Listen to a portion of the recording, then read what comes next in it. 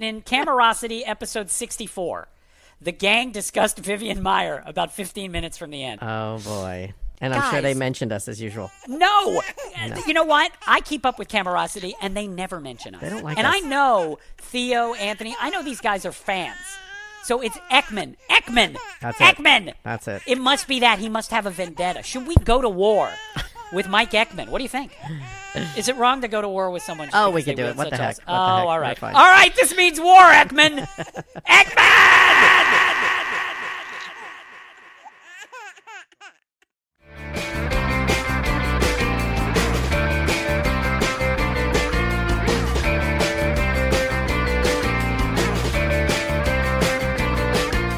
Welcome to episode 67 of the Camerosity Podcast, the world's only smash hit podcast about cameras and camera collecting. My name is Mike Ekman, and we are back with another smash hit episode. Episode 67, big number.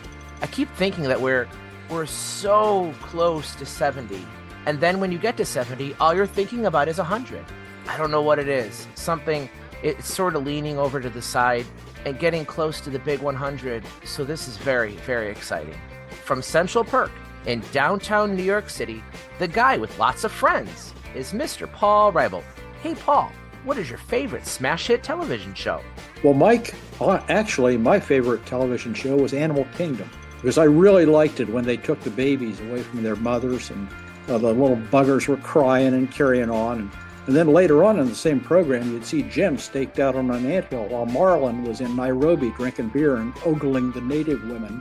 Next, from Sydney, Australia, where it is always the night shift, is Mr. Theo Panagopoulos. Hey, Theo, have you ever considered a job in the medical profession? Yes, I have considered the medical profession, right? But I find the thrill and challenge of producing a smash hit podcast a lot more rewarding and challenging. And you get to actually interact with nerds and psychopaths on each episode. And finally, a guy who is neither named Will or Grace, and is certainly not a wimpy kid, is Mr. Anthony Rue.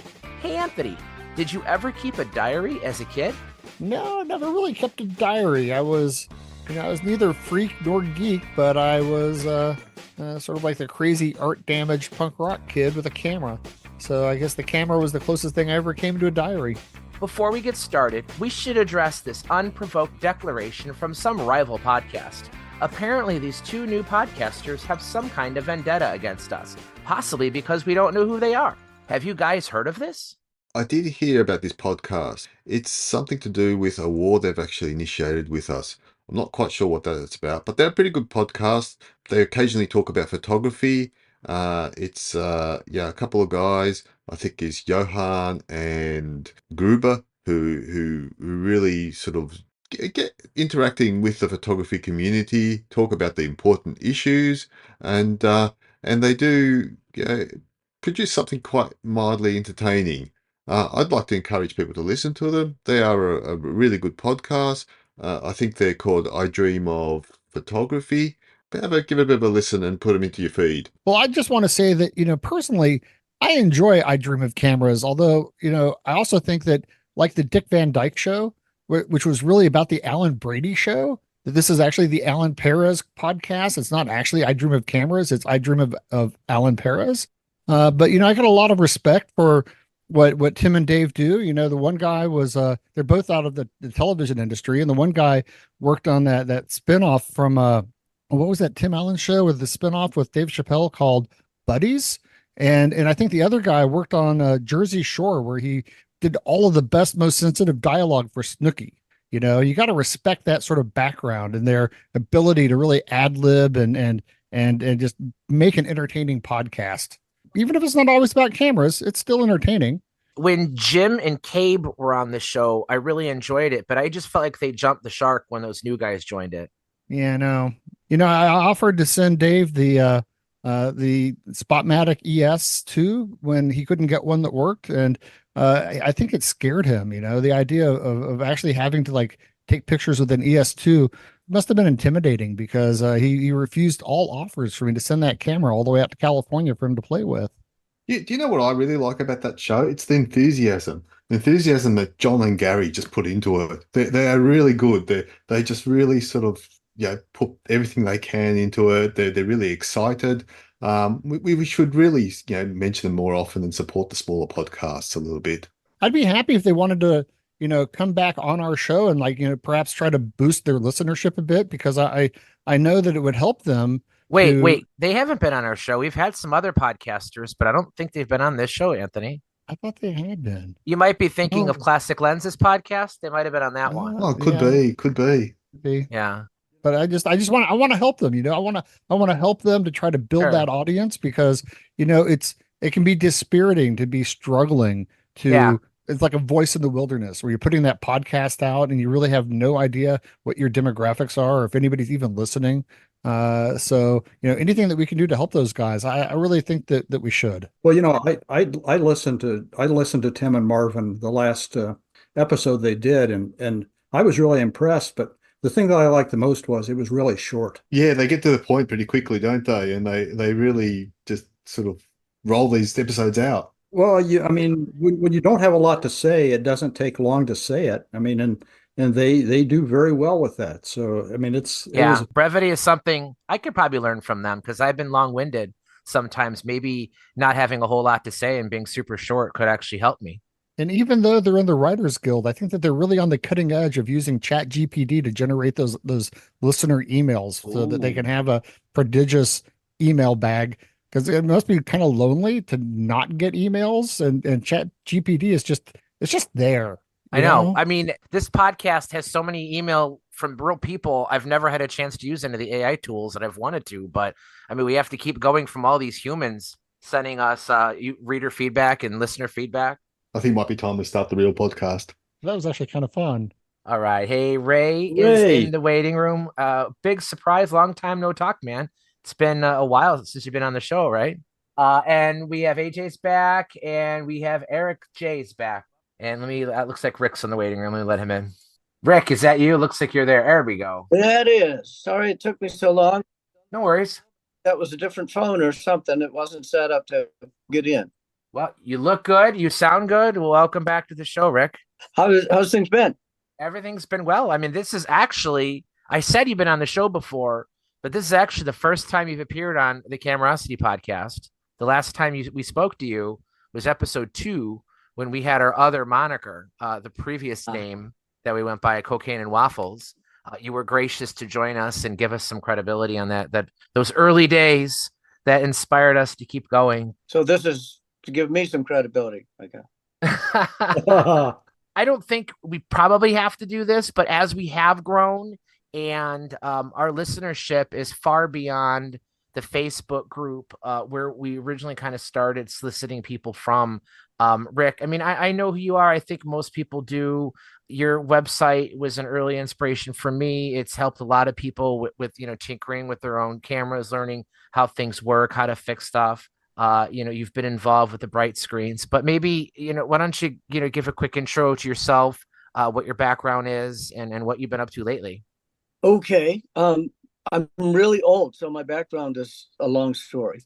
I started working on cameras back in the late 70s, probably around 79 or 80, because it turned out I couldn't afford cameras I was interested in if they were in working condition. And so I would buy Contax rangefinders for $35 and then try and figure out how they work so that I could put them together. And that sort of evolved into occasionally doing repair work for other people. I had a friend that owned a camera store, so everything that was no longer in production basically would get sent to me instead of going to the factory repair people. And over the course of 2, 3, 4 decades of that, back in those days, there weren't any digital cameras and stuff to keep track of what you were doing. So I would make drawings of the different steps of the job as I was doing it, so that if I encountered the same camera, I could come back and not have to learn it all over again.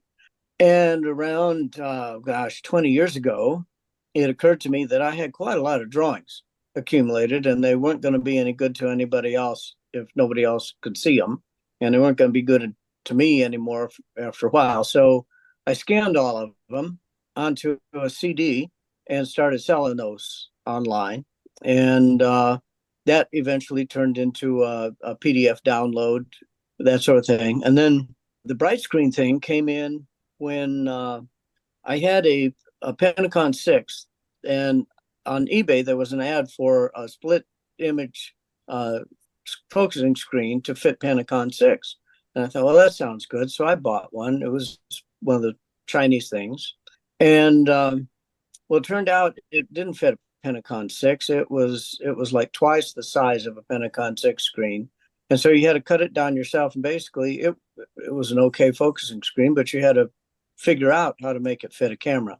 So I got that done. And then it occurred to me, yeah, I can do this, but your average photographer is not going to want to deal with that kind of junk. And so I contacted the guy I bought the screens from and started buying them 50 at a time, and then set up cutting fixtures and stuff here so I could make them fit all different kinds of cameras. So that's how I got started in that. And then the end of 2017, there was a company called Bright Screen back in the 80s, 90s, early 2000s, up till 2012. And the guy passed away, but he had actually had molds made and things for a really nice screen. I first learned about it about a year or two after he had died, and started buying his old stock from his widow. And that ran out at the end of 2017. And it turned out she had the mold sitting in her garage that was made in Japan and had been shipped over to the US and just sat in her garage. And so I bought the mold and moved it up to a molding shop in Ohio, because I'm a plastics engineer for a day job, or used to be when I had a day job. So we got it set up. We didn't know if the mold would run or not. Opened it up and it was in really nice condition. Had spare inserts and really nice shape, except it ran on Japanese power. So put it in production. And that was, I got permission to use the Bright Screen name for it, since it was the same product anyway. And that's where the Bright Screen project came from. And the idea was, when I retired, this was going to be a nice little sort of retirement hobby, pastime business, maybe one screen a day, something like that, be a comfortable load. And then right after I retired, COVID hit, and everybody in the world started digging their old cameras out of their closets. And the one screen a day turned into two, and then it turned into 3 and 4 and 5. Some days I was getting 10 or 15 orders. That was just too much like work. 2 years ago, almost exactly, April last 2022, I had been looking for a way to, I won't say get rid of it. I wanted the thing to keep going, but I wanted to have it keep going beyond when I was going, which I had pretty much reached that point. I was concerned because how many people know enough about cameras and also know enough about plastic molding and optics and all the things that you really need to do to make something like that successfully. And it turned out that an engineer at the plastic molding shop where I was actually molding the parts was really interested in taking this thing over. And so I had to teach him the cutting part. I have a little CNC machine in my garage that was doing the engraving and the cutting and stuff. So he had to come down here for some training sessions, taught him how to do all that stuff, and then handed over to him my CNC machine, all my cutting templates, all my scribing templates, and all the computer files, everything for the instructions and all that stuff. Handed it all over to him, and he drove back home and started doing them himself in about the end of April of 2022. And I stay in touch with him for tech support whenever he has a question about, a camera that he hasn't encountered before, or customer comes back and asks a strange question. I'm there for those things. As far as actually making the screens, filling the orders, everything that's involved in running that now is done by a guy named Lance Clark in Ohio. And he is 40 years younger than I am, almost to the day. And so I think the Bright Screens are going to be around for as long as anybody needs them. He's made improvements to the manufacturing process. Right at the time that I handed it over to him, we added another screen to the line. So we started out, it was just a microprism center, and then we had added a combination split image microprism. And then this third one that we added in 2022 is just an all matte screen. Rick Lance is a great guy. I bought a couple of screens from him and we had long conversations. And you're aware of what he did with the new Hasselblad screen. Yes, we worked together on that. That was one of the biggest bugaboos with putting one of your screens in a Hasselblad was getting it shimmed correctly. And what they did, I don't know, was it you and he together probably figured out exactly what the tolerances were and made a frame that actually drops right into the Hasselblad, and it's dead square perfect. I mean, I've done 3 of them so far, and they've all been right on. We did some experimenting with that, and I just hated the Hasselblads because that frame was difficult to work with, and they weren't all alike. I think Hasselblad made at least 3 different frame designs that went into that series of cameras, and what the screen had to be would be different depending on which frame the person happened to have, and I didn't have a way to tell them apart. So the idea of just getting rid of the frame and making our own spacers and making the thing fit so that you didn't need the frame anymore just made everybody's lives a lot easier. So Rick, I never thought about this before. So the screens themselves are injection molded, and then is the microprism like etched in, or is that actually part of the mold as well? That's all part of the mold.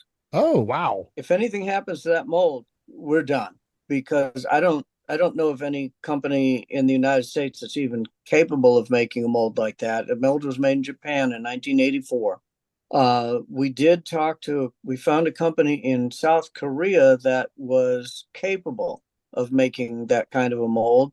But they had all we were looking for was a replacement insert for one side of the cavity. And the minimum possible charge was $55,000. There's no way that we would ever be able to redeem that kind of a cost. So, we have what we have. There are the A side is the matte side that you focus on. We have one insert for each of the 3 screen types, one for the microprism, one for the split image, one for the all matte. Those are interchangeable in the mold. Then on the B side, that's where the Fresnel lens is. And that thing is a mirror polished, chrome plated, it's not steel, I think it's probably beryllium copper, duplicate of what that surface of the screen looks like, all optically polished. And we have 3, I think maybe 4, but I'm sure we have 3 of those B-side inserts. And they do wear out. We've got one other that actually has been worn out in the molding process by the original bright screen people. So they must have made a heck of a lot of those screens back when they were producing them. Of course, back in those days, in the 80s, 90s, these cameras were all current, and they were in full production as a business. Rick, the bright screens, were the bright screens and the Beatty screens both came out of Tennessee, didn't they? The bright screen guy was in near Chattanooga. Right. I think are a different thing. They were a subsidiary of the Reflexite Corporation, which does other kind of optical plastic things. And I've dealt with them in the past. I used to design fire helmets, and they made the retroreflective stickers that go on fire helmets for visibility. And those are an optical molding job in itself. But that, I believe, is a completely different operation from the bright screen. Well, the Beatty intense screens. Yeah. Weren't they out of Tennessee also, though? I do not know, honestly. Okay, I was a Beatty dealer, and I'm pretty sure it surprised me that both of them were in out of Tennessee. And I think what it was that one of the principals of the company had worked for Olin Mills, who were based in Chattanooga. I think that's where the connection was, and they because they were sort of competitors. Ray, do you remember? Yeah. Ray is old as I am, so he probably was a Beatty dealer also. We were, and that was, the time that I was in retail, in professional retail, it was nothing but Beatty. That was the only name in town. Rick, I'm from the Boston, New England area. I basically grew up in camera stores. I'm more like Paul's younger brother. I'm not the same age as him, but kindred heart for sure. And I'm looking at the web. Beatty still has a website up and current by the looks of it. They do have a website, but looking at it closely, it looked like everything turns into a dead link when you start trying to click through. It looks like it's in a different language completely too. So, okay, who's to say? It was Nord Systems or somebody, I think, at the very end. I think it was Nord Systems. You're right. Yeah. Rick, are you in Lexington? I am. Yeah. You came to a camera show. I met you at a camera show in Cincinnati 10 years or so ago. I get to those when I can, but it's been a while now since I've been to one. Well, come to the one in Westchester on Saturday, because Mike and I are both going to be there. Well, and Ray's going to be there too. I'm hoping to get there. I don't know if I'll be able to or not. Depends on some kind of family things going on. Well, we'd love to see you. I mean, it'd be great to have you. Theo, it sounds like our invites got lost in the mail. Yeah. Yeah, I was going to say. Mind you, it's a bit of a flight for me. So yeah, Theo, if you want to come to Cincinnati any time of year, I will drive there to meet you. Rick, I've got a question for you. The people on this call have all been using cameras for a while and collect them and so on. So they know why a Fresnel screen makes it brighter and why you end up with a brighter screen. But exactly how does that work is probably a question some people may be asking is, why does it make your screen brighter? Why does it make visibility so much better? Well, it's interesting. A lot of people assume, and it's a reasonable assumption, people assume that with a bright screen, more light actually passes through the screen than if you had a regular plain ground glass. So that's not the case. The same amount of light is going through the screen. It's about 92% gets through to the other side. The difference is, and I have a diagram of this that I sketched out. I don't remember if it's on my website. I know I put it on my Flickr pages.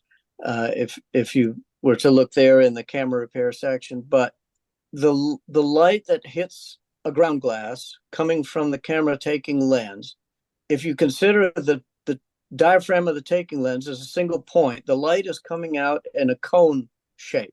And the light that's right in the center of the screen is coming pretty much straight towards your eye because it's all a straight line. But the light that's going out towards the sides of the screen is not headed towards your eye. It's headed out towards the sides of your viewfinder hood into areas where it's going to be lost. When it hits the screen, the ground glass surface scatters that light to make a focusing image.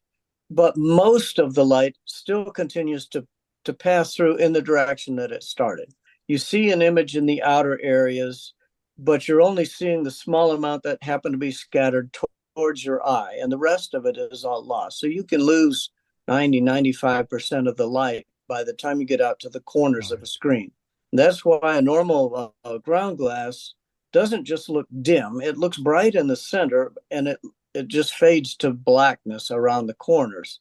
And actually, right in the center is probably as bright as any bright screen.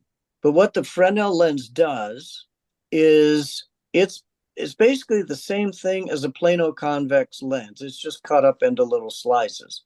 But it's a condensing lens, and it takes those rays of light that are headed out towards the side, and it bends them back straight again, back towards your eye.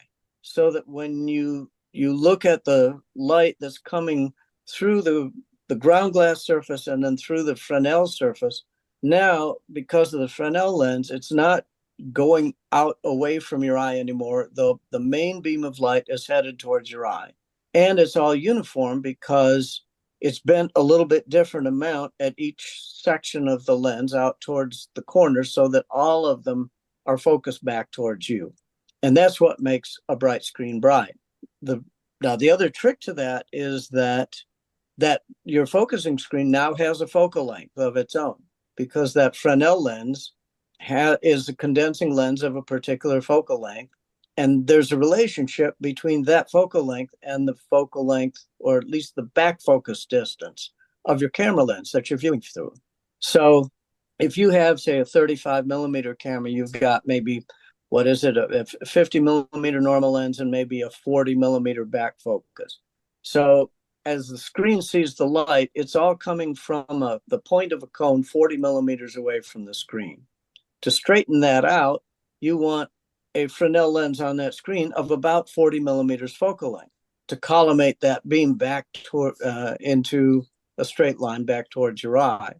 But if you put that focal length of a Fresnel lens onto a medium format camera, where you've got an 80 millimeter lens and maybe 60 millimeters of back focus, now that's going to be too much. The rays are not going to come toward your eye. They're going to cross halfway to your eye, and they're going to go back out into the edges of the hood again.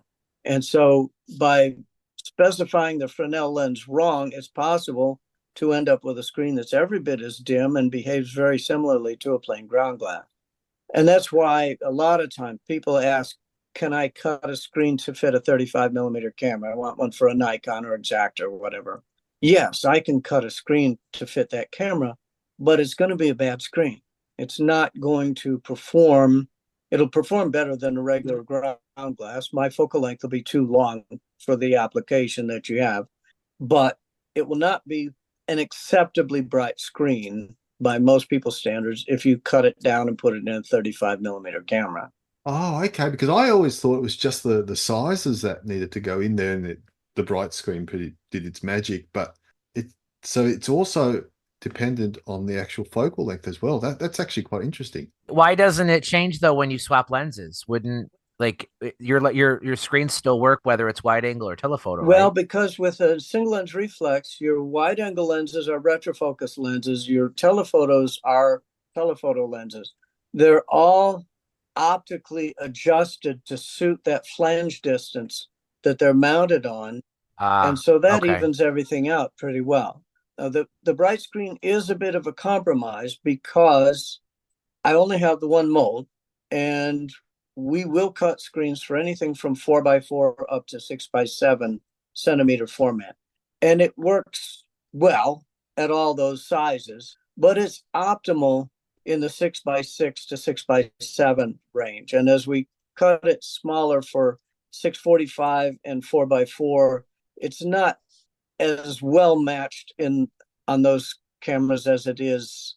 Well, the 645 is pretty much the same because it's still a 75 millimeter lens, but you get down to a 60 millimeter lens on a 4x4, and we're pushing the screen about as small as it wants to be pushed. And also now I see that you've got there are some 4x5 screens. We do have some 4x5 screens. We do not have the mold for those. I bought all the old stock that Bright Screen had remaining.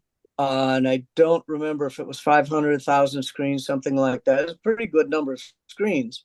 But when those are gone, they're gone. We don't have the mold to remake those. They're always a problem when you go to replace any ground glass on a 4x5 because the tolerances are so tight that the screen has to fit in exactly the same location that a piece of film will be in when the film holder goes in. It is. And it's such a complex situation because when you put the film holder in, the screen moves and you've got a box full of film holders and it has to match all those. And it's a tough nut. And the other thing is on a large format camera, they all tend to be kind of their own animal. They weren't mass produced in the same sense that SLRs and TLRs were. And so, it's more of an individual installation challenge. In a 4x5, we can't as easily write a set of drop-in replacement instructions for you. Yeah, well, your instructions for replacing screens is great. It's just, when you get into the large format, it's one of the most tedious things you can ever do. I hated it when I broke a ground glass on a camera because it just took so long to get it dialed in to get the ground glass in the right position. It's not just a matter of tightening 4 screws and so on. And you don't know exactly where the film is. It's not like you can just lay a ground glass across your film rails like you do in a roll film camera because there aren't any. Or even a piece of wax paper. I mean, it's you can do it quick and dirty to check a small camera, but not a 4x5. Yeah, I've used a huge number of SLRs and TLRs over the years, from 1930s exactas to, the newest Nikons and such. And you can definitely see the progression of like technology and focusing screens, even in 35 millimeter. Even as recently as the 50s, an exacta would usually have just a plain piece of ground glass. I have an Alpa, and it's very dark. I mean, you can see the vignetting even at 35 millimeter. And then the Fresnel pattern, the circular pattern came out, and that improved things dramatically. But I noticed by the like mid 70s into the early 80s, screens continued to get better. You compare the screen of a Nikon F5 to an F2, and it's day and night difference, even though the F2 is still very good. But I noticed you can no longer see that circular pattern anymore. My question is that circular pattern there just so small you no longer notice it, or do they come up with a different way to do it by like mid 70s, early 80s? Well, there's a few possibilities. I think the two basic tricks to that is that first, they are extremely fine in those cameras. The second thing is that typically they will put the Fresnel surface on the bottom of the screen between the lens and the focusing surface. And so your matte focusing surface will blur your view of those lines a little bit, so it makes them a little bit less visible. I don't like doing that as a general practice, because it's an optical component between the lens and the screen, which does not exist between the lens and the film. And so for a optically optimal condition, I like to have nothing between the focusing surface of the screen and the camera lens. The downside of my version is that now the Fresnel rings are on top and you see them. Yeah, I don't mind seeing the circles. I don't necessarily think they're distracting. It seemed like when they disappeared, things got even brighter than ever before. You take a look at a 1960s Zeiss Icon Contaflex, the SLRs, and the circles are so prominent. There's almost like a dark circle in between each bright circle. But then, like I said, as the years went on, you could continue to see them getting smaller and smaller and smaller until they're almost not there anymore. But that makes sense that they're slightly out of phase with the focal point, thus blurring them a little bit. I was gonna say, I don't know if getting rid of those rings is actually a good thing. Because think about everybody that says looking through a TLR is fantastic because you're looking at it down and it's almost like you're looking into another world and it's nice. I think part of it is the fact that you can see those rings. Otherwise, you're looking at basically the same as a phone screen. So I'm there with Rick on that one. I prefer to see the rings because it actually does give you that differentiation. The Leica Flex cameras, any of them that used an aerial image, were more difficult to focus because they didn't have anything that was assisting you in doing it. Right. Only the center. But what Mike is saying about the improvements, there were other improvements too that went along with it. And that was, the improvements in production of prisms and improvements in front surface mirrors. So you add all that stuff together, and there were tremendous improvements from probably the early to mid 70s. There's one really major change that came in with autofocus cameras, and I believe Minolta did it, and Minolta makes the screens for Hasselblad as far as I can recall. And that change is not on the Fresnel side, it's on the focusing side of the screen. All the autofocus cameras have it, and I have some microscopic photos of some screens again on my Flickr pages to show what the difference is. But the bright screen is state-of-the-art technology from say 1980, before these things came along. It's the matte side of the Fresnel side is a good quality Fresnel, fairly fine. The matte side is a random matte textured surface, such as you would have had on a ground glass or in the 1970s. But what Minolta did, and what now everyone does with autofocusing screens, is that matte surface is not a random textured surface anymore. What it is an array of very, very tiny microscopic convex lenses across the entire screen. and it creates the appearance of what looks like a matte surface. But it has an upside and a downside. Each of these little micro lenses has a focal length and it has an effective aperture. And since cameras today generally come with something like an f5.6 kit zoom lens, you'd never see f1.4 lenses on cameras anymore. These little micro lenses are designed to gather all their light from that central f5.6 circle in the zoom lens. That's interesting. What that does is it makes them optimally bright for that slower lens.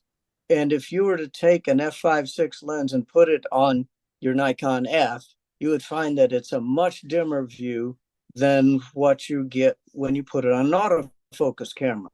But if you are manually focusing and you put an f1.2 Nikkor onto your autofocus camera and you open it up wide all the way to f1.2, you've got a focusing screen that is still only looking at the central f5.6 circle in the middle of that. I have wondered that before. You can focus accurately as long as you stay at small apertures from 5.6 down to 22.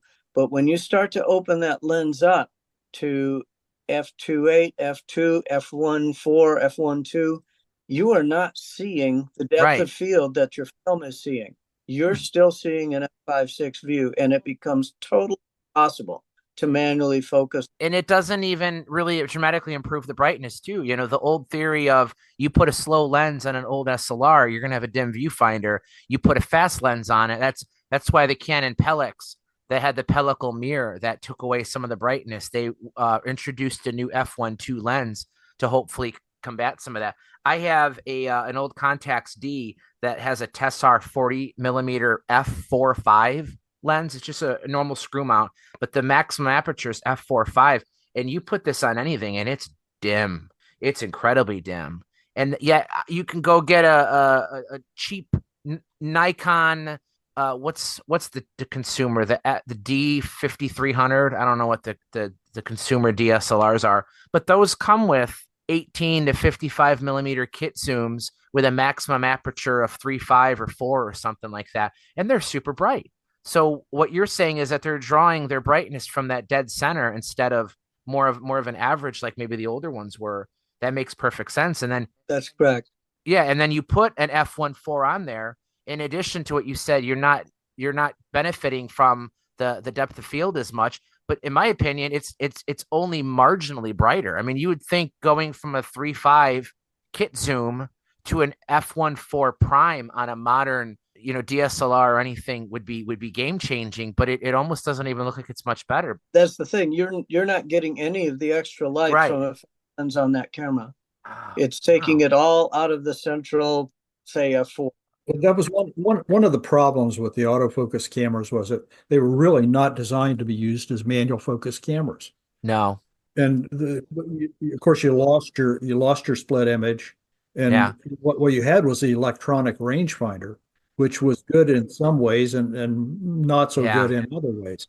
Yeah, I mean, I would have never. I mean, Rick, I obviously knew there was something that went into these bright screens. There was some technology, but I mean, even though I've spoken to you before, I've never at all realized how much technology is involved in this stuff, with them having their own, focal lengths and apertures and such like that. That's super interesting. I have in the DSLRs, I've got two Canons. They're both Rebels because I don't like the size and weight of the better ones.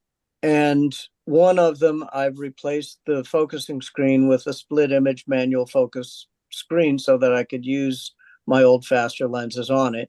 And then the other one I've just left in its original condition to use the autofocus lenses on. And that works well for me. Well, on the current digital cameras, like the mirrorless cameras, I've been playing around with a new one which involves some high-speed lenses, like a 75 millimeter 1.2. And to use them, you have to use them manually. Of course, they're manual focus. But the electronic focus really doesn't work until you stop it down to f5.6 or so. You physically can't see the pattern that comes up to show you that you're in focus. The mirrorless, of course, is a different animal. It doesn't have a focusing screen in it. So you're actually viewing an electronic viewfinder fed off the sensor. So they have their own challenges and issues.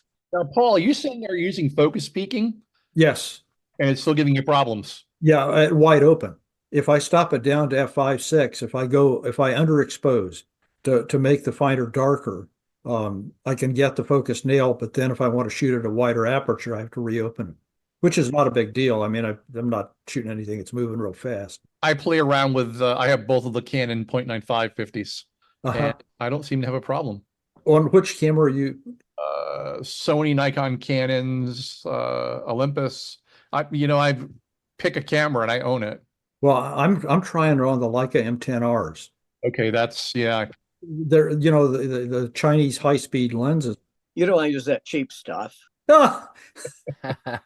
It's a failure, believe me. I on the Sonys and the Fujis, which I also use, I don't seem to be having the same issues. But on the M10R, the electronic viewfinder just simply doesn't like it until it gets a little bit underexposed.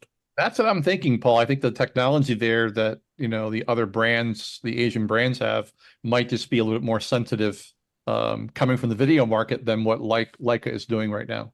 Well, isn't it true some of the TT Artisan, or maybe it's a 7 Artisan, I can't remember, don't they give you adjustment screws in the box when you buy them because they're not calibrated?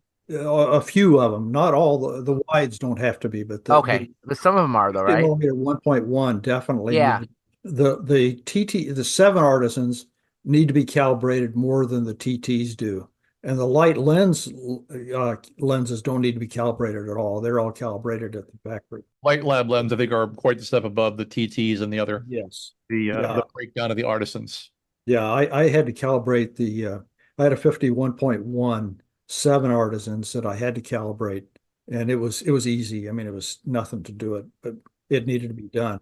But then I got a 28.56 that did not need to be calibrated. It was right out of the box. It was perfect. So Rick, you had commented, you've been out of the bright screens for 2 years. Your replacement was a guy 4 decades younger than you, but it sounds to me like the molds may be the death of the industry, not necessarily the people. Is there any hope that anything can be made? I know you said the South Korean company came up as an option, but is there any hope for these molds to be recreated for 20 years down the road or something?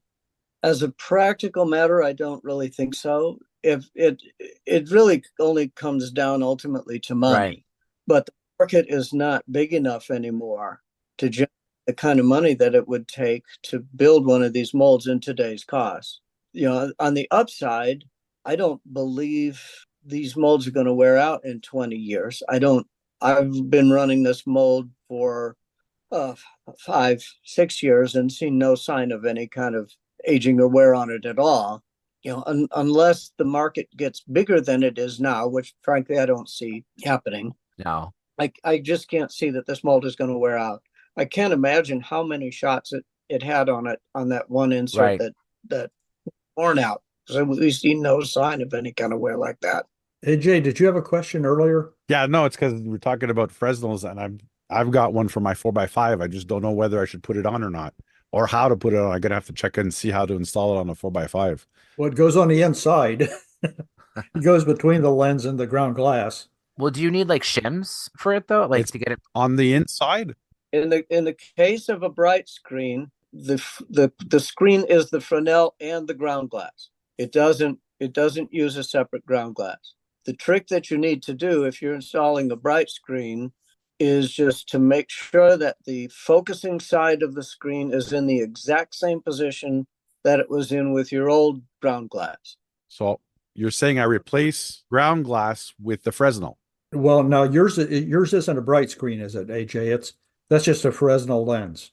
Yeah, this is a Fresnel lens. Yeah. So if you just have the Fresnel lens, what I would do is install it on the side of the ground glass towards your eye.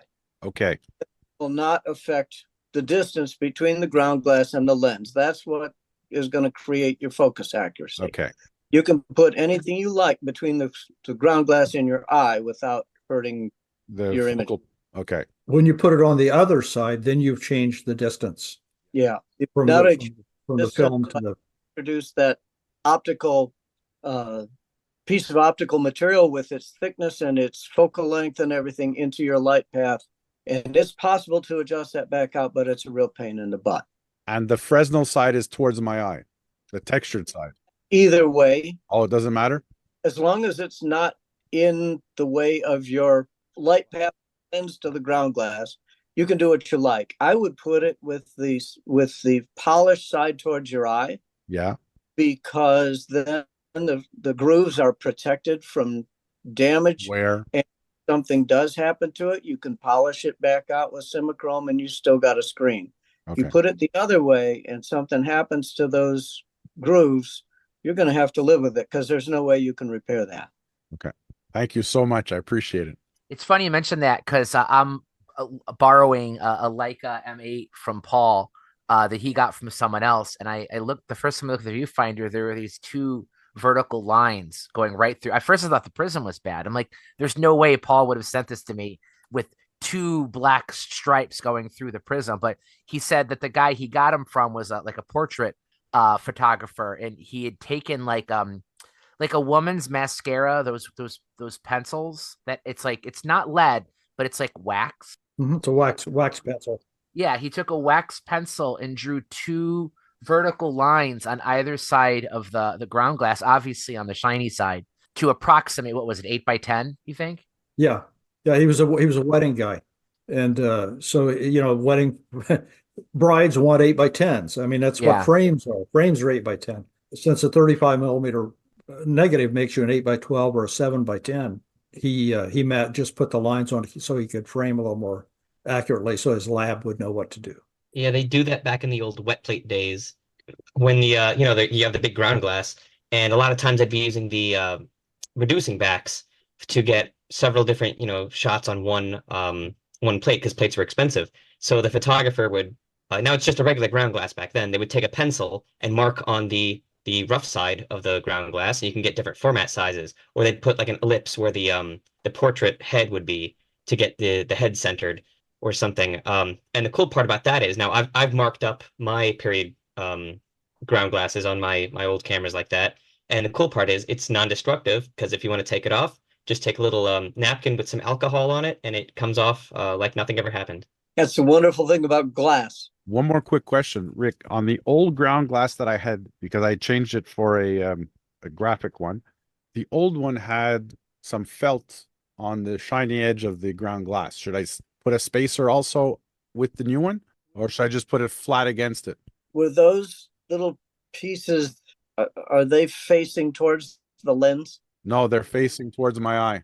And it doesn't matter. No, but do I need a space between the Fresnel and the ground glass, or it doesn't matter? It's not critical. If you have two glossy surfaces together, yeah, and you put them right together, you'll get Newton rings off those two gloss surfaces in contact, and you get funny little rainbows and stuff. Doesn't do any harm. It can be distracting. All right, okay. If you're putting it with the grooves towards the shiny side of the ground glass or towards the matte side of the ground glass, it's there's not anything like that going to happen. It doesn't hurt to have spacers there, but they shouldn't be necessary. They shouldn't be necessary. Okay, thank you very much. So Rick, obviously you're well known in addition for your drawings you had mentioned earlier. I know that's honestly probably how I discovered you when I first started collecting, because you have some excellent drawings on how to take apart the Argus C3. And that was one of the first cameras I had ever repaired myself. Do you still repair people's cameras now, or are you still just kind of doing it for fun? Or like, what have you been up to since you've stopped being in the day-to-day operation of the bright screens? I have a 50-year-old Mercedes-Benz that I try to persuade to start with varying degrees of success.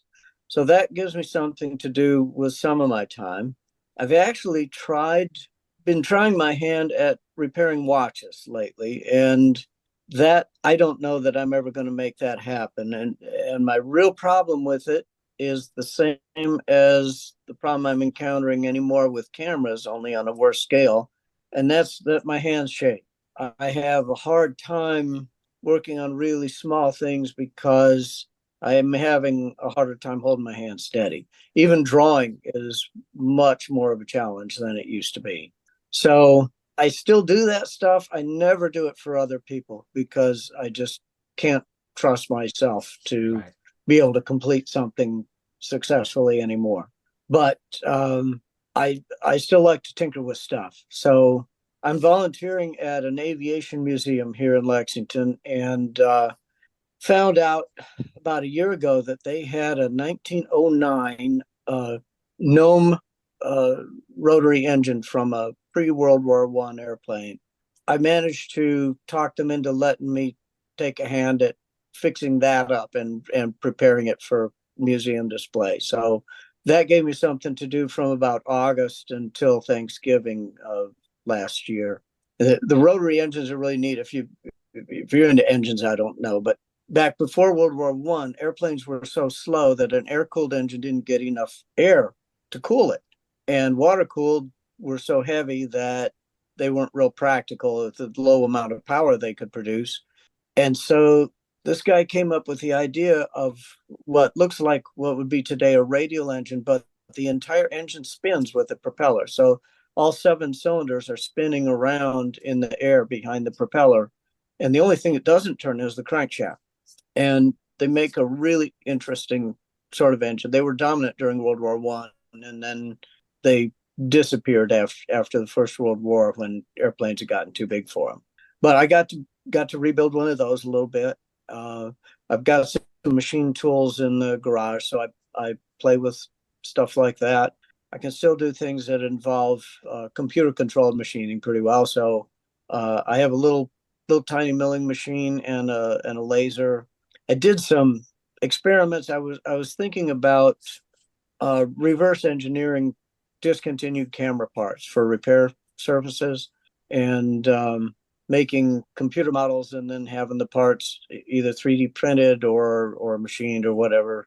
That got less entertaining as time went on. So I'm planning on wrapping that kind of stuff up during the course of this year and just kind of catching up on my naps.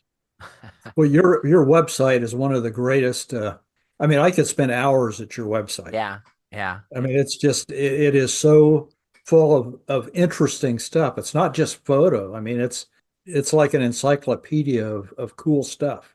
And we'll post a link to that. A lot of that's pretty old now. I haven't been putting a whole lot of work into maintaining my website, but you may not be putting new content in it, but I mean, you're talking about stuff that's interesting and things that people will still like to see. So it's definitely a public service. I kind of like the how stuff works ideas. I did a series on different kinds of camera shutters, and then I did one on how lens coating works and how bright screens work and how rangefinders work and things like that. Just things that people know it's out there, but they don't necessarily have any kind of a sense of, well, why would this do what it does?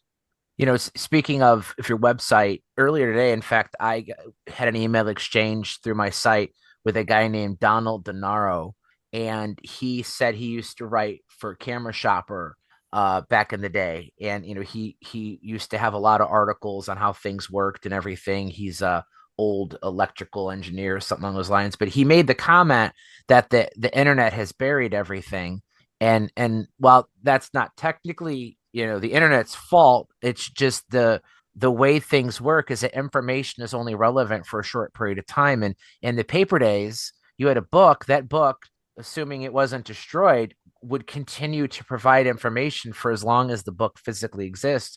And that's no longer true in the digital era. You know, I mean, we're all film enthusiasts here, and part of the appeal of film that most people will tell you is the permanence of it. You know, negatives and the images that we make are tactile. They can survive for as long as you're willing to keep them. You know, we talked the last episode about Dan's glass plates that he's collecting from Amish villages, and we're seeing them now. You scan those old glass plates and tin types and such in, the detail is incredible. I mean, we're seeing near medium format digital quality out of images that were taken over 100 years ago.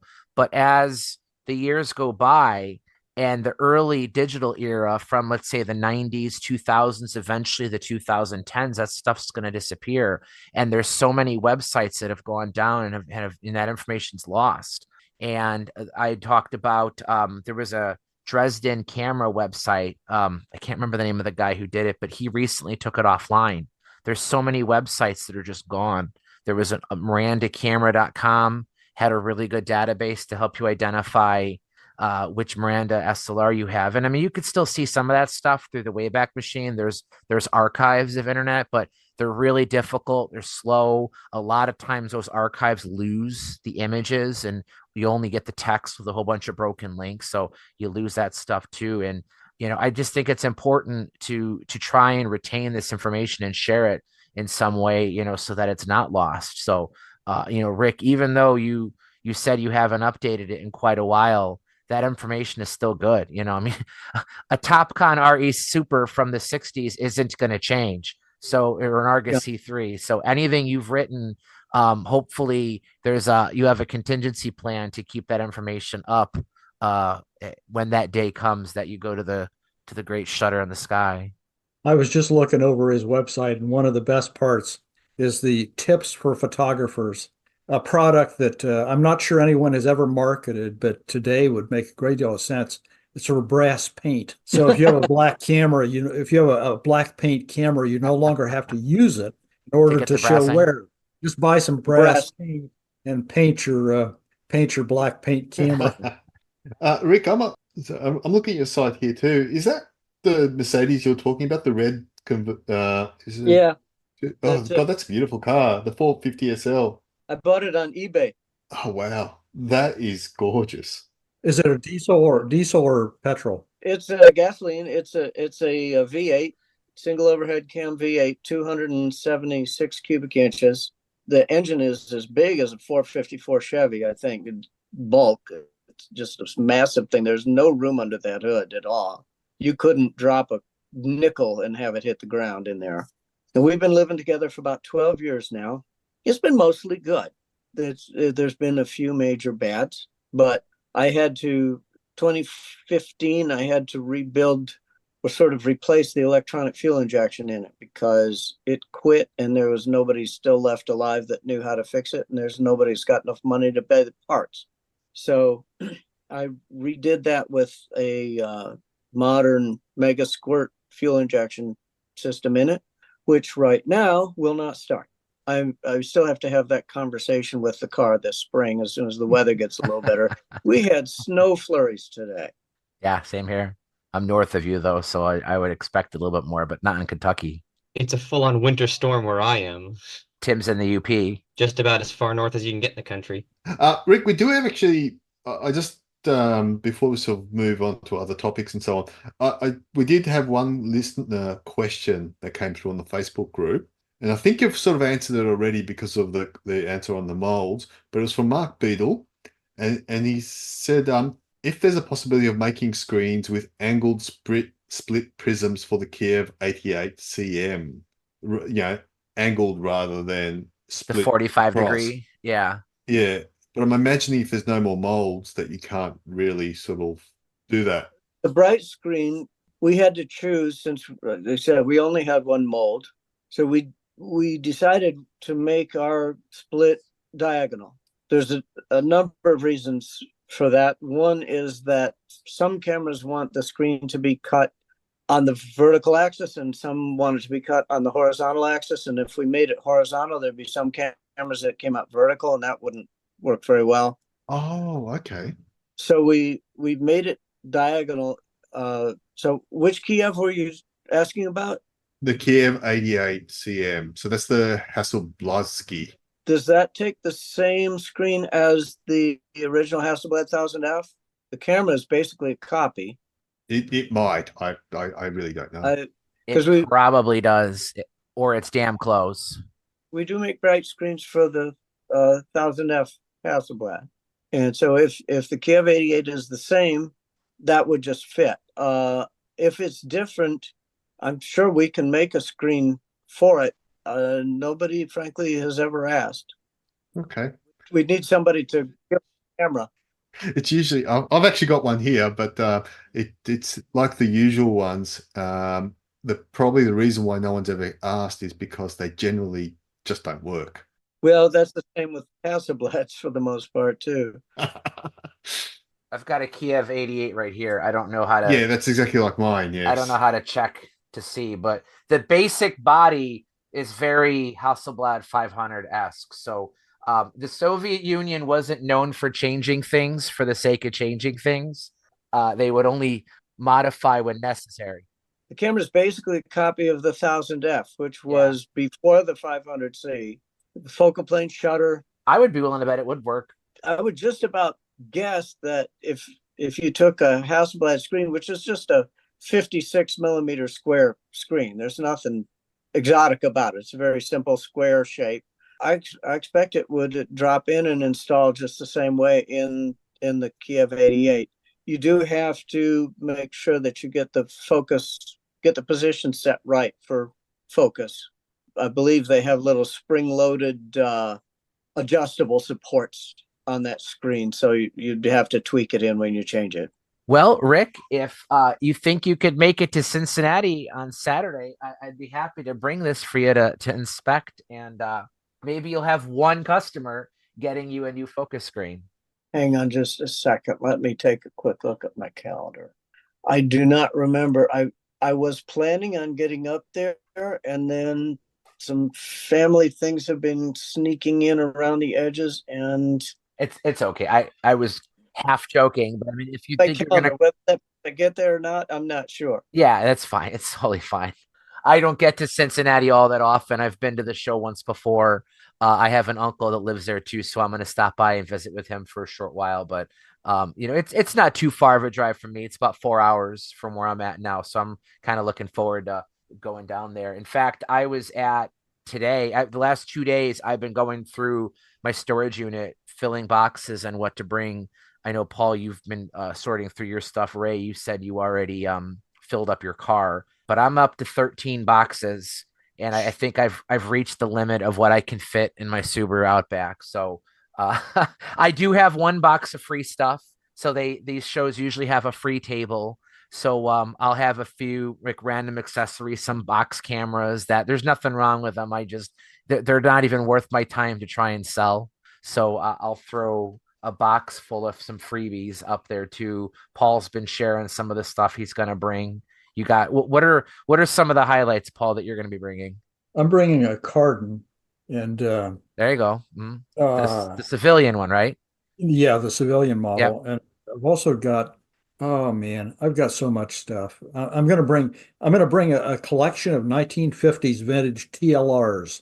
I probably got 30 different cameras with 30 different models. What a coincidence. I have about 3 boxes of 1950s TLRs. Well, bring them. We'll compare. Oh, they're coming.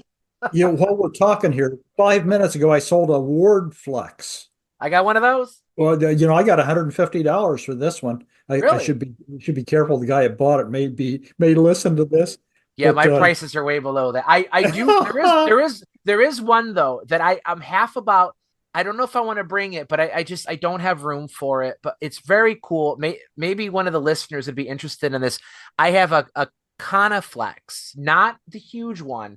It's a Konika's one and only 6x6 120 TLR. It kind of looks like just any other like cord, Japanese style TLR, but it has interchangeable lenses. Konica only made one 6x6 TLR, and I have one in the original box. I mean, it's in great shape, and I'm gonna bring that and see if maybe somebody wants that. But not all of the TLRs I'm bringing are that interesting. I found at least 4 brilliants. So I'll have the who's gonna out brilliant the other. I've got 5 of them. I'm bringing. Oh, I only have 4. We're going to completely ruin the market on Voigtlander Brillants. I think you guys could make up, if you build a large chessboard, you could make up a game completely with TLRs for all the men. Yeah, yeah. Well, one of the Brillants I have has the is the Italian model. Okay. That because they sold them in different countries in Yep. Europe. They So came in it said Spanish. Gruppo, Gruppo on the lens rather than whatever it would have said in German. How do you say brilliant in Italian? Brillant. Brilliant! It's me, Brillant. You Mario. gotta say it loud. We've probably just lost all our Italian there we go. listeners, but We're anyway. racist. Phil and Tim from I Dream of Photography podcast are gonna probably nail us for our unappealing ethnic jokes there. What do we do? Is this where we go into the obligatory Vivian Myers story? Oh yeah, they were. Yeah, I think they had something to say about that. Not quite sure what. Well, I don't think they necessarily didn't like what I said, but it did come up, and I'm actually surprised it took that long. For anybody who doesn't understand what I'm talking about, we were talking about on the Rolly episode. We got on the topic of Vivian Meyer, and I thought the whole segment was complimentary. I mean, how could it not be? The lady was an incredible photographer, and those glimpses of Chicago are just priceless. But I had made the comment that after watching Finding Vivian Meyer, the movie, I walked away feeling as though she just came off as a little creepy. Somebody that had I known in real life, I would have to keep a little bit of a side eye on her. I agree. Yeah. From a photographic standpoint, though, I mean, fantastic. I mean, it doesn't get much better than that. And I like the barn find, whether you're talking about cars, old computers, cameras, whatever, but the whole story about how that guy bought some of these negatives, or I think it was undeveloped rolls from an estate sale, and he only got part of them, and then just started going through them and being blown away by the images that she had shot, and she was unheard of at the time. It's just such a cool story, that almost by accident, had that not occurred, those negatives, I mean, very easily. I mean, how many estates have there been over the course of the past 100 years where there's a whole box of slides or old film from a family and people just throw them away? I mean, there's so many images like that have been lost that you never know, like, what percentage of those people were very talented photographers, and thankfully we were able to see her work. Josh and Grant from that podcast have really strong opinions on this. Yeah, they do. Yeah, that's all right though. Everybody could have an opinion. So Rick, what are there any cameras right now that you'd like to find to work on? Things that would be that's a good question. Because Mike and I happen to have a few extra cameras, and we may have some in our respective storage units. At this stage of life, I'm not sure that I'm up to it. I have, since the bright screen thing kept me so busy for so long, I have probably 40 or 50 of my own that really are in need of some attention that I haven't got around to, and I'm not sure I'm going to have the nerve to get after all of them by the time I've finished with them. I just had to. My wife had a Pentax K1000 that we bought just around the time we got married, and she had dropped it in a restroom somewhere and smashed the top cover up really badly. And so I thought, well, I've got a parts camera. I'll just switch out, put a new top cover on, and then it'll look pretty again. You can put it back on the shelf. And then I noticed the shutter was kind of hanging at the top speeds, and that thing was disassembled on my desk for probably 3 weeks. So at that pace, by the time I get through the stuff that I have here, I probably will have been dead for about 4 years. We're talking about donations now. So if there's any parts cameras you need or anything that you've always wanted to work on, well, I'll tell you what, if I'm always a sucker for parts donors. I have some tendency to try to turn the parts donors into working stuff just out of spite. So if I do get to Cincinnati, we can have a conversation. If you come to Cincinnati, I can guarantee you at least a full banker's box full of projects. Bear in mind. Hang on. I want to revisit that, Rick. Rick, I want to revisit that last statement. If you're putting parts cameras together, have you created any Franken cameras through parts? Ooh, good question. Not exactly, but I've done some atrocious things with lenses. I used to have a Calamar reflex 6x6 SLR. I don't know if it's made by Fujita. I don't know if you ever had one of those or seen them, but it's the cheapest or a contender for the cheapest medium format SLR ever made. Did you see how fast I did that? There you go. Yeah, I You too. 2 or 3 of them. Yeah, it's like, and Paul's got his up as well now. Now, the thing about that camera is that its lens mount is an M44 by, I think, 3/4 of a millimeter pitch. It's the same as Miranda's screw mount. No, Miranda is an M44 by 1 millimeter pitch. Is it really? Maybe I shouldn't cross thread it then.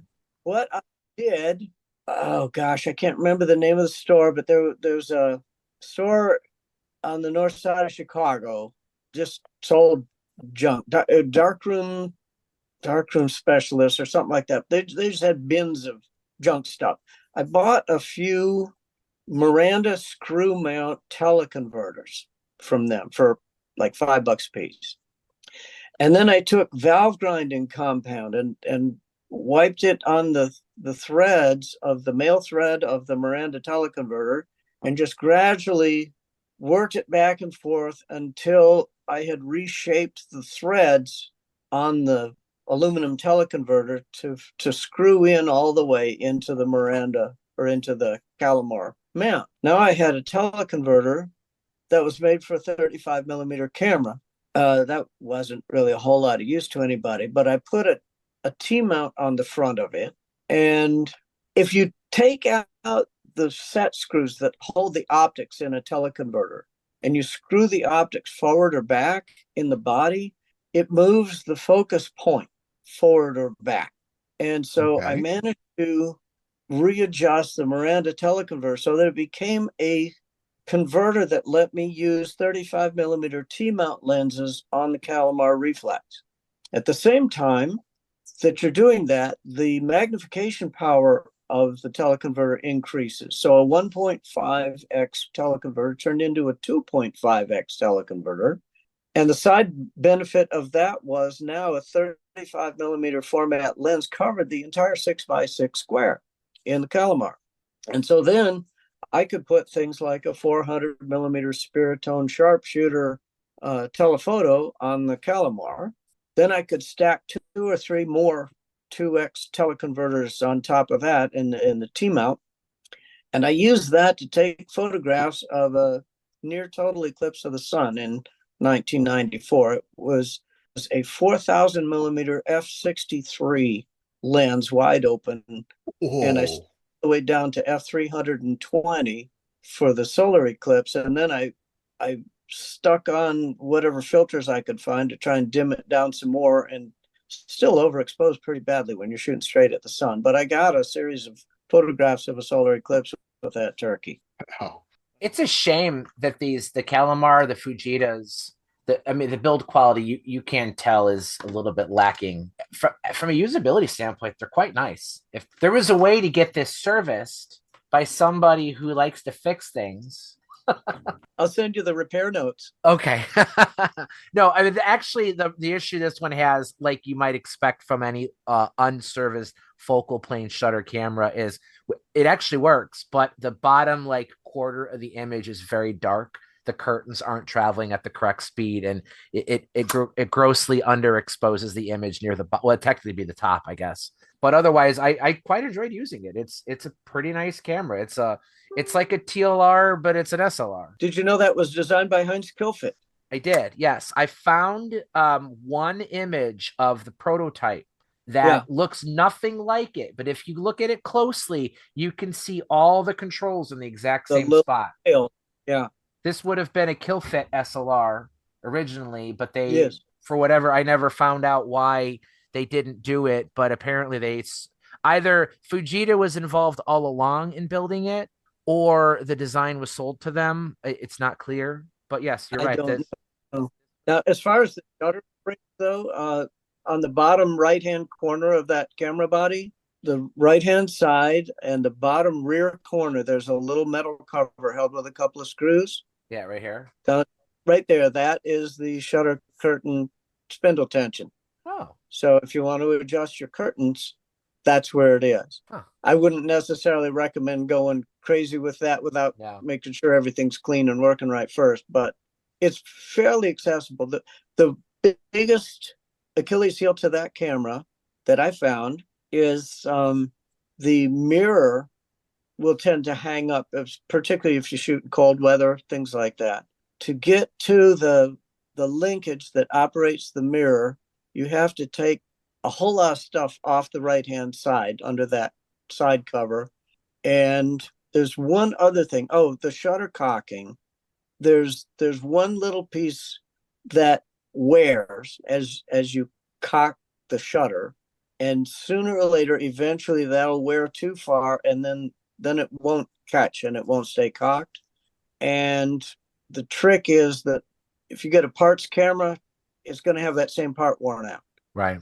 So you're a little bit stuck when that finally happens. That's kind of an end of life thing. Well, this one I shot its test roll through. I wrote a review of it. I'm not likely to probably ever use it again, but I'm happy to have it. But this would not be a regular shooter for me, at least. Yeah, they're pretty neat cameras. I had the 52 millimeter wide angle. The most famous thing about those cameras is that they made the first retrofocus wide angle lens ever made for a format. Hasselblad 1000Fs were buying Calamar wide angles because it was the only way to get a wide angle lens onto a Hasselblad at that time.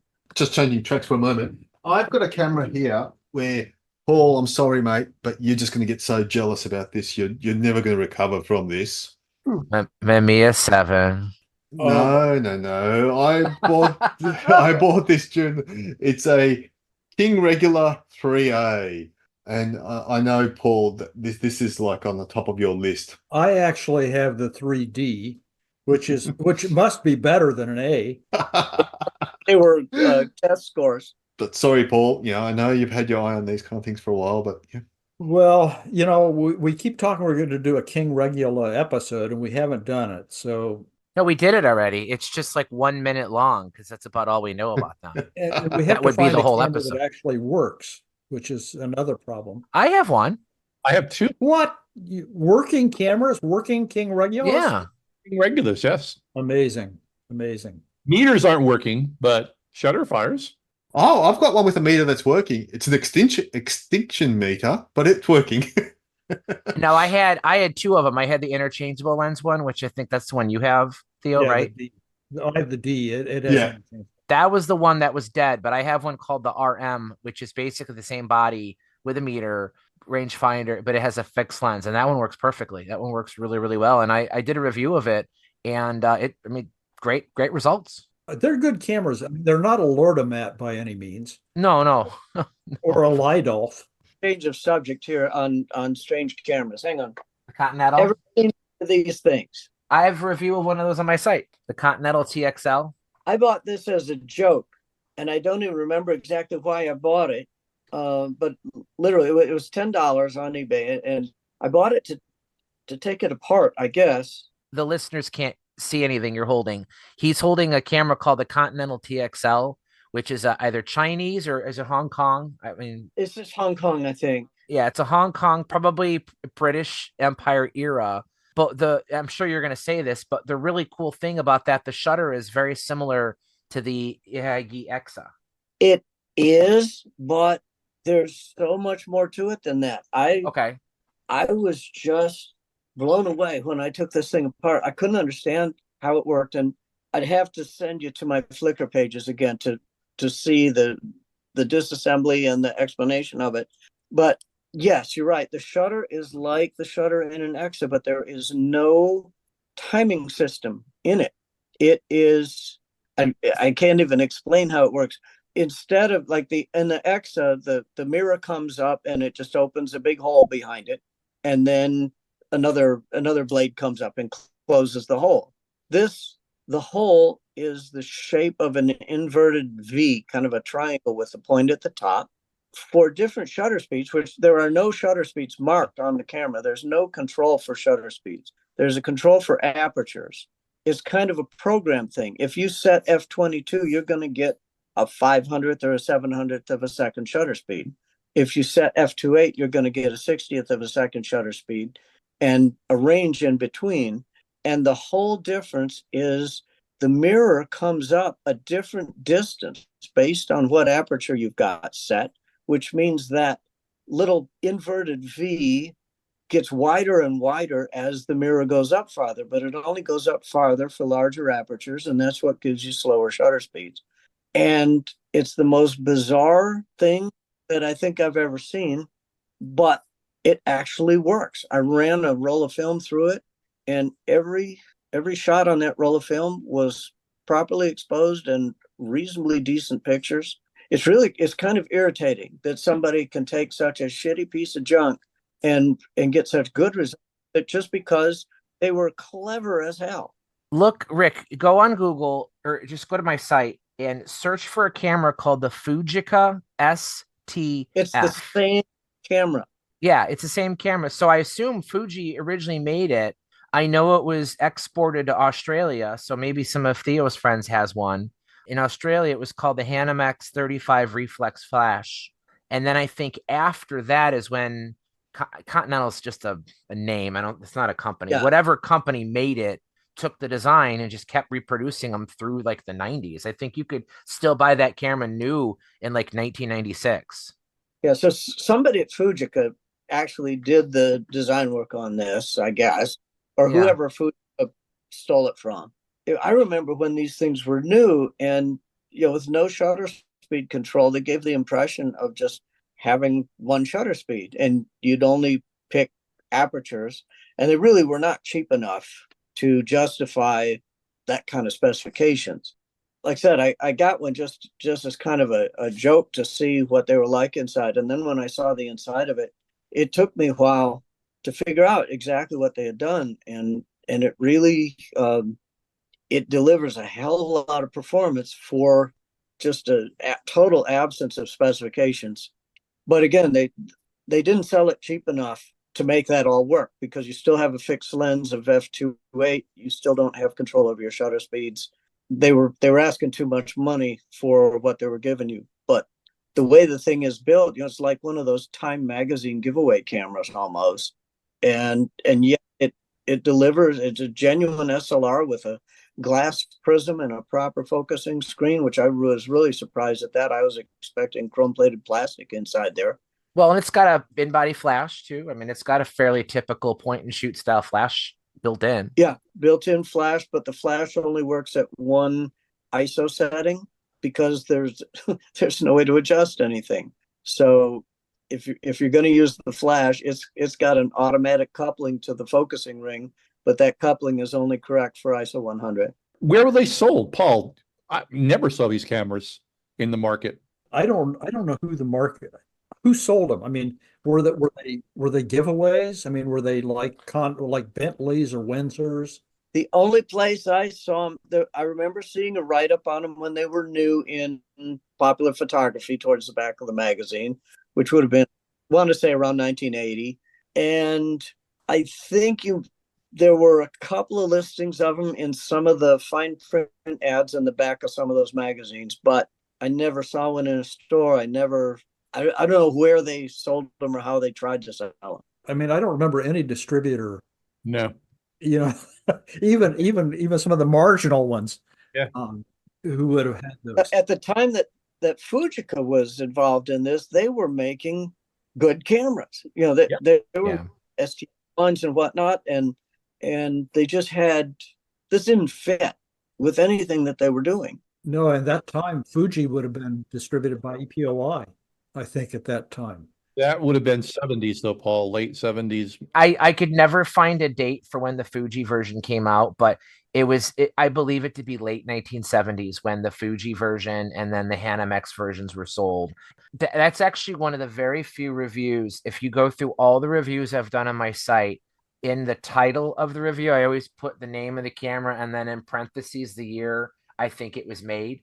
And I don't have a date for that one because it could be anywhere from very early 80s to the late 90s. Nobody knows. The only thing that I was able to find, and now that I'm looking, the link is broken. Stupid me, I should have downloaded it. But there was a place in Chatsworth, California called Dot Line Corporation that at one point sold that camera. Well, Dot Line was one of the more marginal wholesalers. Yeah. So, and that doesn't mean that they made it. It's just they probably bought a truckload of them from China, and they got them at $10 a pop. So they tried selling them mail order for 30 or something. Now, Dotline was a distributor that they really never sold direct to consumer. I don't know. I expect whoever wound up with it was a lot like buying a boatload of Penticons in 1965. Or Kievs in the late 80s as well, right? Yeah. All Kaminsky. I used and wrote about the Hanamix one before, and from what I can vaguely remember, they talked about in some of the stuff I was reading that it was like updated a few times too. So like some of them had like different features from other ones. There were some cosmetic variations that I've seen. Yeah, there was like I think some of them added like a self timer or something. I can't quite remember, but there was definitely like an early and like a later version. Probably out of necessity is my guess. No, these were fixed lenses, weren't they? There were no. Yeah, right. Fixed lens. Mm-hmm. Yeah, it could not. There's no way in the world you could make this work with an interchangeable lens. And I did find some reference to where they supposedly were about to introduce or had introduced an interchangeable lens version of this. But if you look at the way this is done, you really couldn't do that because your lens diaphragm is your shutter, kind of like the Pentax Auto 110 is. Well, that was an unexpected promotion for a rare Hong Kong Chinese camera. But we are getting to that point where we want to start winding down. It is Monday, the 18th, as we're recording this. So we keep talking about the Cincinnati show. I cannot promise this episode will be done being edited by then. But in the event that it is, it would be cool to meet some people. Come check out the show. We'll be there. I'm actually going to be in. Ray and I will both be getting there late Friday night. Paul won't show up into the morning because he's much closer and doesn't need to drive as far. But between Paul and I, we have 4 tables.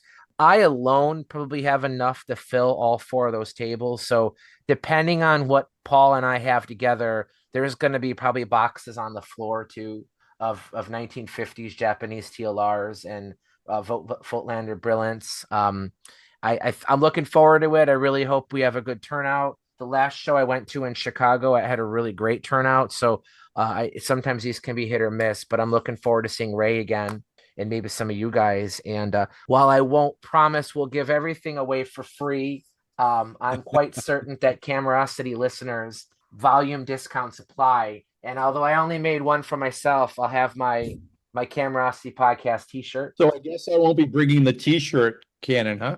We have a QR code on the back. So when people see Paul and I walking around, you could scan our backs and it takes you to our website. But Mike, are you really giving away that Leica M6? The Leica M6? Yeah, I'm going to give it away to the first person who wants it. Yeah. No, I mean, in all seriousness, I hope to unload some stuff. Like I said, I like meeting people. To me, that's part of the fun of this too. So if you guys are anywhere near the area, Rick, if you could make it, if not, no big deal. Theo, you're welcome to come. Anthony had to drop. Tim, I don't think you're gonna be able to dig yourself. If you're giving away an M6, I'll fly over.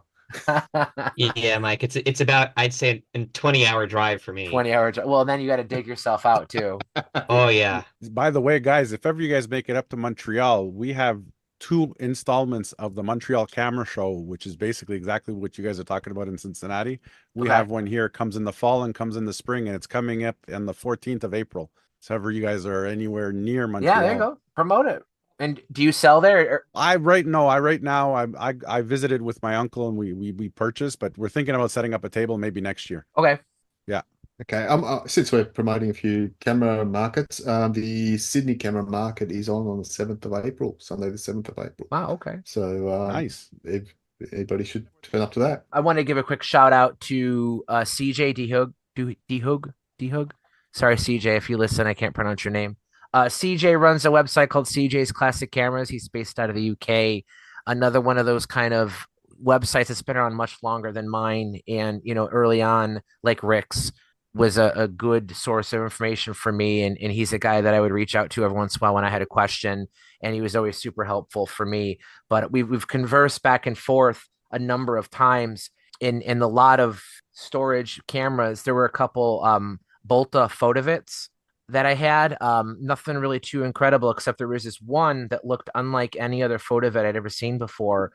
Most photovets were used Bolta film, which was a Japanese style of, or I'm sorry, it was popularized in Japan, but it was really 35 millimeter film rolled on the special paperback reels. Well, they made a very small number of photovets to use Kodak's 828 film.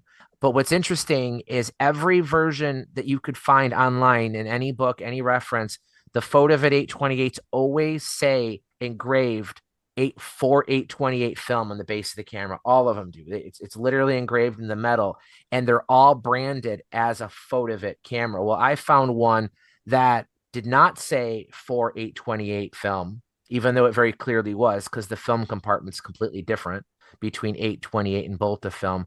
But the branding of the camera was Bolta rather than Photovit. Now, Bolta is the name of the company that made it, but they didn't sell them that way normally. So anyway, so I contacted CJ and said, had you ever seen a variant like this before? He's like, wow, I never knew about that. He wanted to know if it was for sale. I didn't have any real loyalty to it. So we agreed to a swap.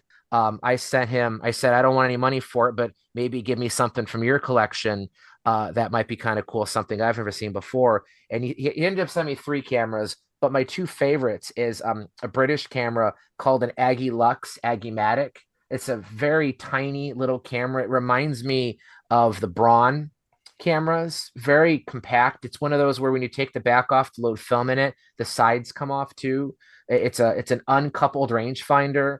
I mean, compared to, here is a Yashica SLR. I mean, you can see this thing is significantly smaller than a typical SLR would be, but it's a full frame 35mm camera. And then staying within the Photovit realm, the company that made the Photovits did make one regular 35mm film version called the Photovit 36. And once again, this kind of looks like a Braun too, but it's a unique body. It has a decal interchangeable lens mount.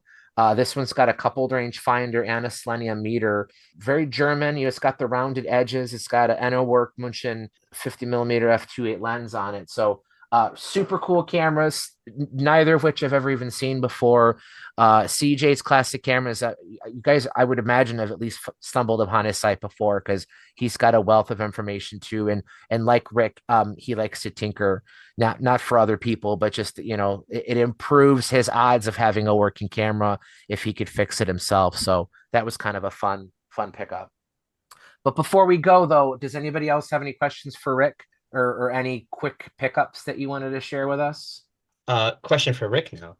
Very early TLRs, namely like the Rolleiflex K1, had a little spirit level attached to the ground glass. How feasible would that be to make in the modern day? Because I think that's a great, I use it all the time on my Rolleiflex K1, and I just wish more TLRs had that. How hard would that be to make now? Well, it wouldn't be hard to do. It might be hard to do a nice, clean job of it. What the Rolleiflex had, I think the standards may have been different, but I know some of the ones that I've seen had a little, the spirit level is a separate piece held in by a little piece of spring wire below the ground glass that just sort of held it up against the bottom of the glass. Mine seems to be, it's a piece of just a standard ground glass, just run-of-the-mill ground glass, and there is a cup shape of glass, and it's actually cemented to the bottom end. Yeah. So that seems, it would be a little bit easier to make, I would assume. Is yours a original Rolleiflex? Yes, the K1, the very first model. Yeah, yeah, that's the way I recall it. I think it was the old standard that had it as a separate piece. If you found a suitable small bubble level like that, it would be possible to cement it to the bottom of a ground glass with Canada balsam type cement, something like that.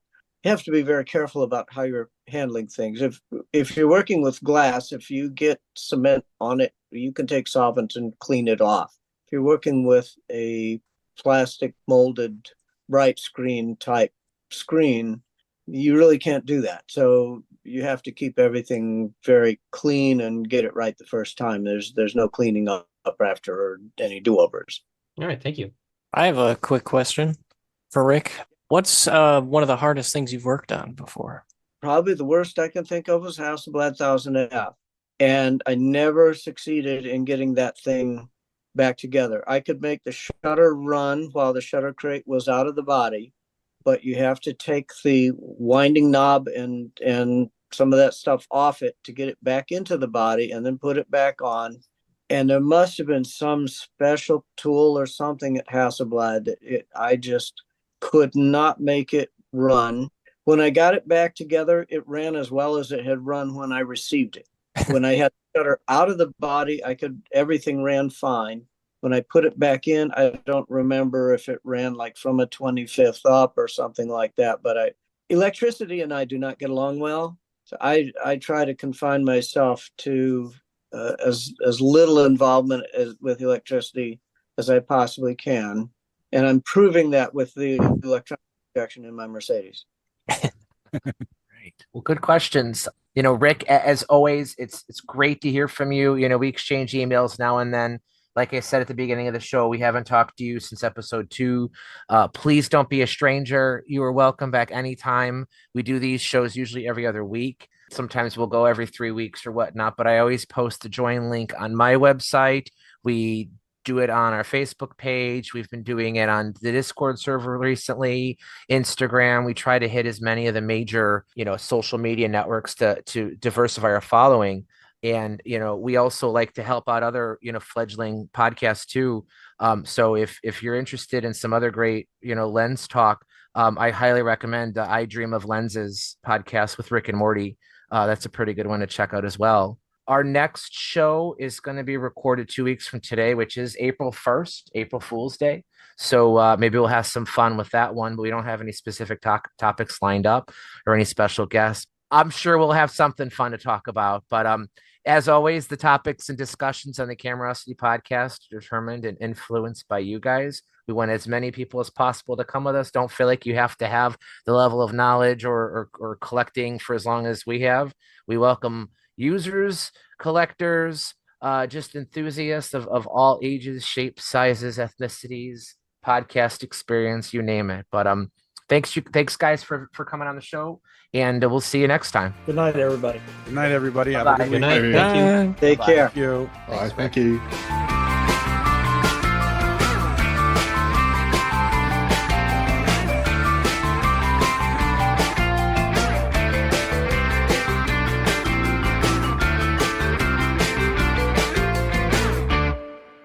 Another smash hit episode in the bag.